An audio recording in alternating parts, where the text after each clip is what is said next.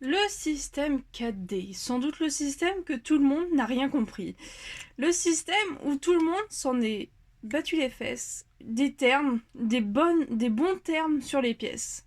C'est un des rares systèmes où tout le monde a réutilisé les termes Hasbro au lieu des termes Takara Tomy. Le système 4D est apparu lors de la saison 3 de la Metal Saga, dont la saison Metal Fury. Elle innove énormément le système des toupies Hybrid Wheel en passant du système 4D. On retrouve à peu près les mêmes pièces, mais sous d'autres termes et qui auront d'autres fonctions. Elles ont aussi pas le même emplacement selon les toupies, et c'est pour ça que beaucoup de monde ont du mal à différencier quelle est cette pièce par rapport à l'autre. Et aujourd'hui, je vais vous donner des moyens techniques pour bien tout mémoriser sur le système 4D. On va commencer par Flash Sagittario. Comme chez à peu près tout le monde, nous retrouvons un boulon. Ça peut aussi s'appeler la face, mais c'est surtout un boulon. Le plus souvent des cas, voire à peu près tout le temps, voire sur toutes les toupies, nous avons un anneau d'énergie. Ça s'appelle aussi la clear wheel. Ensuite, vous allez me dire, mais qu'est-ce que c'est que donc ces deux parties métalliques qui sont vraiment très jolies, mais là n'est pas le sujet. Ceci est une metal frame. Comment je le sais?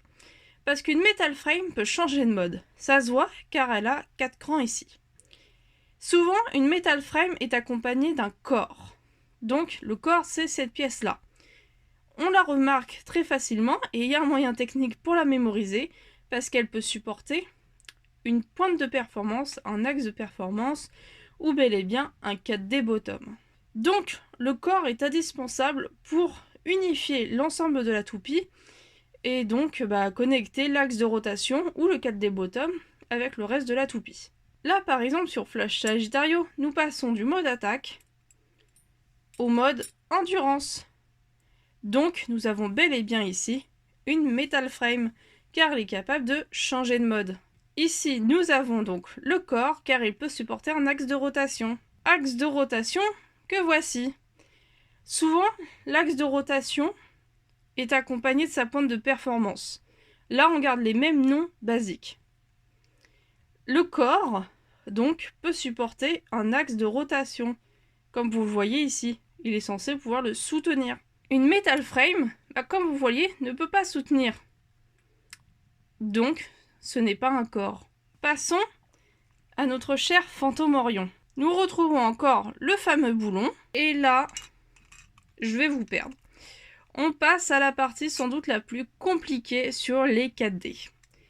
Qu'est-ce que c'est que donc ces deux parties en plastique? Et bien tout simplement, et là vous allez comprendre comment on peut différencier un corps d'un anneau d'énergie.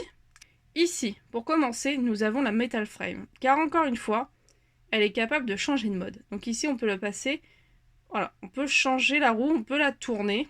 Ceci est un corps, et on différencie le corps de l'anneau d'énergie, parce que l'anneau d'énergie va supporter le boulon, alors que le corps, encore une fois, va supporter l'axe de rotation.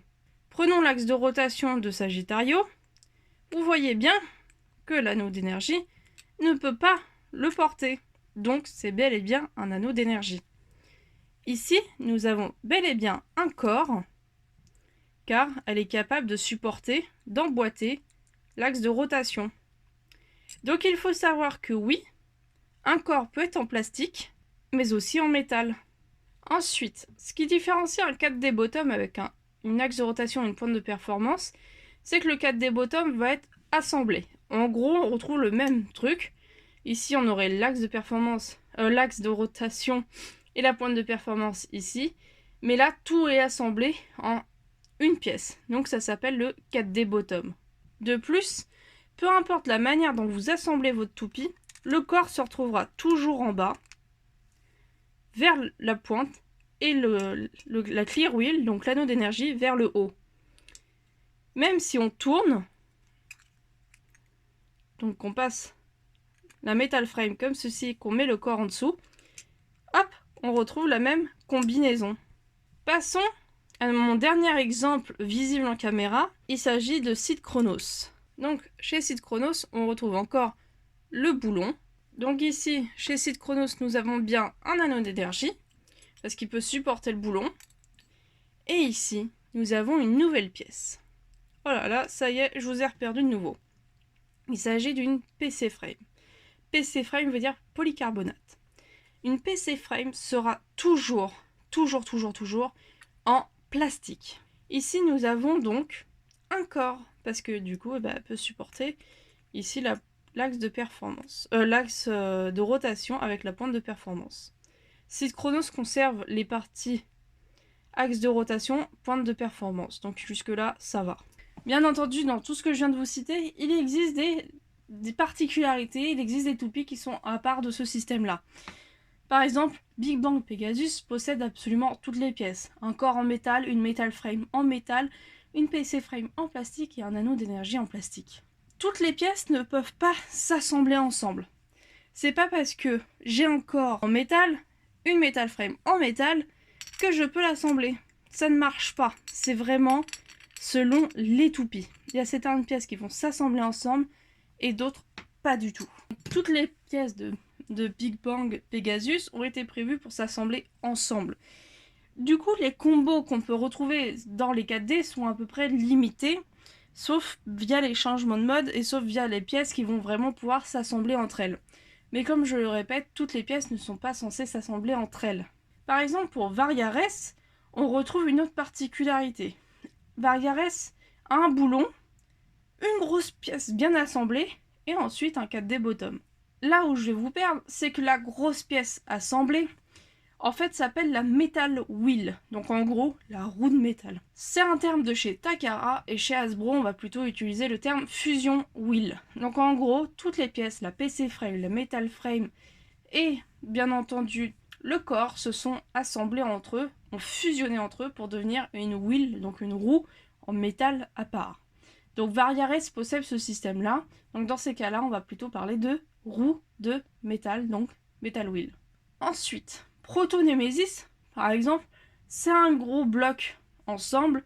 Donc là, Proto-Nemesis est unique en son genre, c'est parce qu'on ne peut pas distinguer réellement toutes les pièces ensemble, vu que c'est un gros bloc collé ensemble, fusionné ensemble. J'ai oublié de mentionner Eldrago Destructor. Donc Eldrago Destructor, comme vous pouvez le voir, ne possède pas d'anneau d'énergie. On pourrait le confondre très facilement avec sa Metal Frame.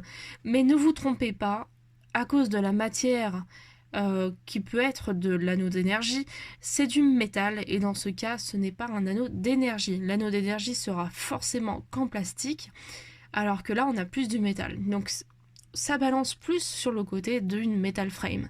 Et ce qui nous confirme que c'est bel et bien une metal frame, c'est surtout qu'elle peut changer de mode. Soit elle va s'aligner, les têtes de dragon vont s'aligner sur le côté rouge du corps, soit sur le côté bleu du corps. Donc ainsi, nous avons un changement de mode qui peut s'opérer sur Eldrago Destructor. Eldrago Destructor, c'est aussi une particularité des toupies du système 4D, parce qu'elle est une des seules à ne pas posséder d'anneau d'énergie, et juste un boulon, une metal frame, un corps, et un 4D bottom. Donc, pour bien comprendre le système 4D et repérer toutes les pièces, ici, nous avons des anneaux d'énergie, car ils peuvent supporter un boulon. On le voit à cause de l'arc de cercle là, qui sont très particuliers chez eux.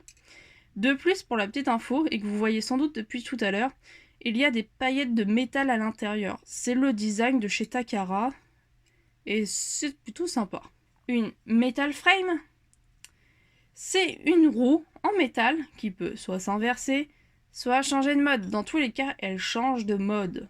Elle est forcément en métal, parce qu'elle tient son nom de metal frame. Une PC frame est forcément en plastique, elle ne sera jamais en métal et se mettra toujours en dessous de l'anneau d'énergie. On la distingue facilement puisque, encore une fois, l'anneau d'énergie peut supporter un boulon et non la PC frame. Et les deux peuvent s'assembler ensemble. Passons ensuite au corps. Le corps, qu'il soit en plastique ou en métal, permet de combiner l'axe de rotation avec le reste de la toupie. Donc c'est un moyen technique assez simple à comprendre, parce que comme vous le voyez, on retrouve à chaque fois les mêmes 4 points et le gros cercle au milieu. Donc c'est plutôt simple à repérer un corps si on part de ce principe-là. Et pour finir, pour repérer un 4D bottom, tout est assemblé ensemble. Alors que là, bon, il suffit que je le détache, mais on voit bien les 2 pointes de performance et les 2 axes de rotation. Alors qu'un 4D bottom, tout sera assemblé, fusionné ensemble. Et je ne pourrai pas le bouger. Je ne pourrai pas les séparer. Voilà les bladers, j'espère que maintenant vous ne ferez plus d'erreurs avec le nom des pièces du système 4D. J'espère que cette vidéo vous a aidé. En tout cas, je comprends tout à fait que le système 4D puisse être compliqué. Mais il faut partir du principe qu'il a vraiment innové le système de Metal Fight et il a été très apprécié des joueurs. Malheureusement, à cette époque-là, c'était surtout Hasbro qui menait la game, et de ce fait, beaucoup de gens utilisaient les termes de chez Hasbro, alors que les termes Takara sont tout aussi intéressants et permettent de mieux distinguer chaque pièce de l'une de l'autre. Voilà, n'hésitez pas à me dire ce que vous en avez pensé en commentaire, partagez la vidéo pour les gens qui n'ont pas l'habitude du système 4D. En tout cas, je vous fais des gros bisous, et on se retrouve dans une prochaine vidéo. Bye bye bye bye.